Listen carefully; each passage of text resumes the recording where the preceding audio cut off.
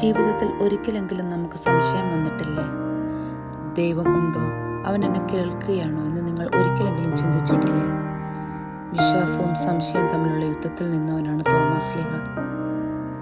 ഇതൊരു സംശയിക്കുന്ന വ്യക്തിയുടെ കഥയല്ല, മറിച്ച് ഒരു മഹാവിശ്വാസിയുടെ ജനന കഥയാണ്. തോമാസ് ലീഹ അവൻ മറ്റുള്ളവരെ പോലെ അല്ലായിരുന്നു. അവൻ കേട്ടത് വിശ്വസിച്ചില്ല, കണ്ടത് മാത്രം വിശ്വസിച്ചു. ഞങ്ങൾ കർത്താവിനെ കണ്ടു എന്ന് മറ്റ് ശിഷ്യന്മാർ പറഞ്ഞപ്പോഴും ഞാൻ കാണാതെ, ആ മുറിവുകൾ സ്പർശിക്കാതെ ഞാൻ വിശ്വസിക്കില്ല എന്ന് തോമാസ് ലീഹ ആവർത്തിച്ചു പറഞ്ഞു. അവൻ അവിശ്വാസിയായിരുന്നില്ല, മറിച്ച് അവൻ സത്യസന്ധനായിരുന്നു. രാത്രികൾ ഉറങ്ങാനാകാതെ ചിന്തകൾ അവനെ തിന്നുകൊണ്ടിരുന്നു.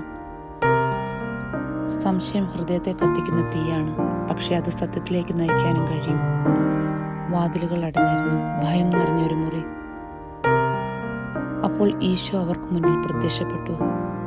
ശാന്തി നിങ്ങളോട് കൂടെ ഇരിക്കട്ടെ എന്ന് എല്ലാ ശിഷ്യന്മാരോടും അരുളി ചെയ്തു. ഈശോ തോമാസ് ലീഹായോട് പറഞ്ഞു, നിന്റെ സംശയം ഞാൻ കേട്ടു. നിന്റെ കൈകൾ ഇവിടെ വെക്കൂ, എൻ്റെ കൈകളിൽ, എൻ്റെ മുറിവുകളിൽ. അപ്രകാരം തോമാസ് ലീഹ ചെയ്തു. ദൈവം തെളിവ് നിഷേധിച്ചില്ല, അവൻ സ്വയം തന്നു. ആ നിമിഷം സംശയം തകർന്നു, ഹൃദയം തുറന്നു. അപ്പോൾ തോമാസ് ലീഹ ഉച്ചത്തിൽ വിളിച്ചു പറഞ്ഞു, എൻ്റെ കർത്താവേ, എൻ്റെ ദൈവമേ. ഇതൊരു വാക്കല്ല, ഇതൊരു സമർപ്പണമാണ്, ഒരു പുനർജന്മം. ഇന്ന് നമ്മളും തോമാസ് ലീഹായെ പോലെ തന്നെയാണ്. നമുക്ക് തെളിവുകൾ വേണം, ഉത്തരം വേണം, സ്പർശിക്കാൻ കഴിയുന്ന ദൈവം വേണം.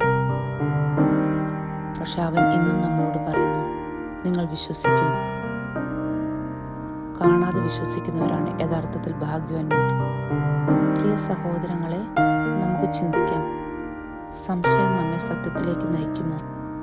ഒരു നിമിഷം, ഒരു സ്പർശം, ഒരു വിശ്വാസം, അതുകൊണ്ട് നമ്മുടെ ജീവിതവും മാറാം. തോമാസ് ലീഹ പറഞ്ഞതുപോലെ നമുക്കും ആവർത്തിക്കാം, എൻ്റെ കർത്താവേ, എൻ്റെ ദൈവമേ.